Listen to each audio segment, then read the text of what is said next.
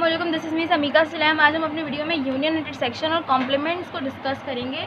Maths में ये बहुत इंपॉर्टेंट है, फर्स्ट चैप्टर का है।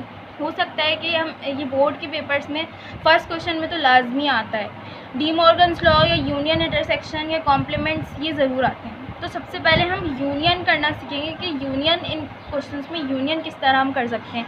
अब यहाँ पर हमें दो सेट्स नज़र आ रहे हैं, एक सेट ए है और एक सेट बी है।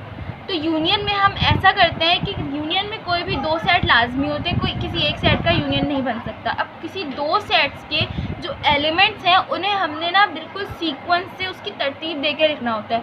तो अब हम इसे ए यूनियन बी को सॉल्व कर लेते हैं। अब सबसे पहले हमारे पास ए यूनियन बी है, तो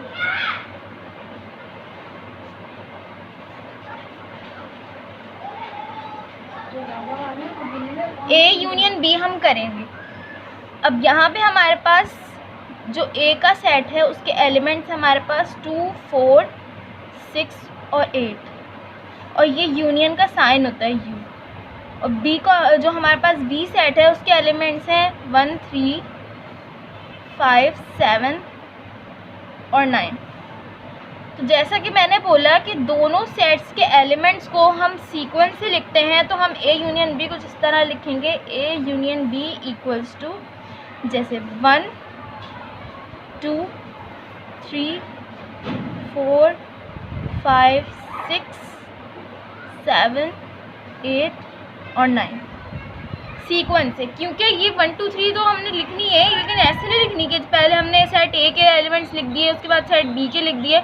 हमने इसको सीक्वेंस है कि जैसे पहले 1 आता है तो पहले ही 1 लिखेंगे, फिर 2, फिर 3, चाहे वो मिक्सअप हो, लेकिन हमने करना इसी तरह है। तो इसी तरह हम नेक्स्ट क्वेश्चन देख लेते हैं जो कि इंटरसेक्शन का है। अब इंटरसेक्शन की हम बात करने लगे तो हम ये देखेंगे कि इंटरसेक्शन में करना क्या होता है। यूनियन में हमने सारे नंबर्स को लिखना होता है सीक्वेंस से, हर नंबर को लिखना होता है, लेकिन इंटरसेक्शन में हमने सिर्फ और सिर्फ उन्हीं नंबर्स को लिखना होता है जो कि हमारे पास सेम होते हैं।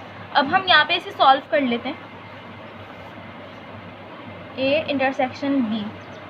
अब यहाँ हम ए की वैल्यू लिखेंगे, ए की वैल्यू हमारे पास है 2, 4, 6 और 8 और बी की वैल्यू हमारे पास है 1, 3, 5, 7 एंड 9। तो इंटरसेक्शन में मैंने कहा कि सेम नंबर्स लिखने होते हैं। अब यहाँ पे हमें इस सेट में सेम कुछ भी नज़र नहीं आ रहा। इंटरसेक्शन है, हमने सेम करना है लेकिन सेम कुछ नहीं नज़र आ रहा, तो हम यहाँ पे नल सेट यानी नल सेट लिख देंगे, यानी उसमें एम्प्टी सेट होगा, उसमें कोई भी एलिमेंट नहीं होगा। तो ए इंटरसेक्शन बी जो है हमारे पास वो नल सेट है। इसका आंसर यही है, क्योंकि यहाँ पे हमें कोई भी नंबर एक दूसरे के मतलब सेम नज़र नहीं आ रहे। अगर यहाँ पे ये पूरा सेट सेम होता, अगर यहाँ पे बी के सेट के एलिमेंट्स भी 2, 4, 6, 8 होते, तो हम यहाँ पे हमारा ए इंटरसेक्शन बी का आंसर हमारे पास 2, 4, 6, 8 आता है। अब हम कॉम्प्लीमेंट देख लेते हैं। अब यहाँ पर ना कॉम्प्लीमेंट की ना 2 कंडीशन है, एक होता है होल कॉम्प्लीमेंट और एक होता है कि सिर्फ एक सिंगल नंबर पे कॉम्प्लीमेंट होता है। अब यहाँ पर जो होल कॉम्प्लीमेंट वाला है ना, उस पर हम ऐसा करते हैं कि पहले हम ब्रैकेट सॉल्व करते हैं। ये मैथ्स का रूल है कि हमने सबसे पहले ब्रैकेट सॉल्व करना होता है, और अगर उसके ऊपर ब्रैकेट के ऊपर कोई भी हमें पावर दी गई होती है तो फिर हम उस पावर को उसके लिहाज से सॉल्व करते हैं। अब सबसे पहले जब हम ब्रैकेट सॉल्व करेंगे तो ए यूनियन बी हमें सॉल्व करना पड़ेगा। तो ए यूनियन बी हम सॉल्व कर लेते हैं, उसके बाद उसका होल कॉम्प्लीमेंट हमें सॉल्व करना होगा। अब पहले हम लोग ए यूनियन बी कर रहे हैं, तो हमें ये वाली जो स्टेटमेंट है वो लाजमी लिखनी पड़ेगी। Firstly we will find A union B. A के एलिमेंट्स हैं हमारे पास 2, 4, 6 और 8 और बी के एलिमेंट्स हैं हमारे पास 1, 3, 5, 7 एंड 9। अब इसका union A union B equals to 1, ये 1 है, 1, 2, 3, 4, 5, 6, 7, 8 एंड 9। ये हमारे पास ए यूनियन बी का आंसर आ गया। अब कॉम्प्लीमेंट में हम ऐसा करते हैं कि जो भी हमारे पास यूनियन की वैल्यू दी गई होती है, यहाँ पे मैंने यूनियन की वैल्यू लिखी नहीं है, मैं अभी यूनियन की वैल्यू लिख देती हूँ कि जो भी हमारे पास यूनियन की वैल्यू होती है उसमें से हम आंसर को माइनस करते हैं। अब आंसर हमारे ब्रैकेट था, तो यानी ए यूनियन बी हमारे पास आंसर है। अब ये ए यूनियन बी की जो भी वैल्यू है उसे हम यूनियन में से माइनस करेंगे। अब यूनियन हमारे पास है, नाउ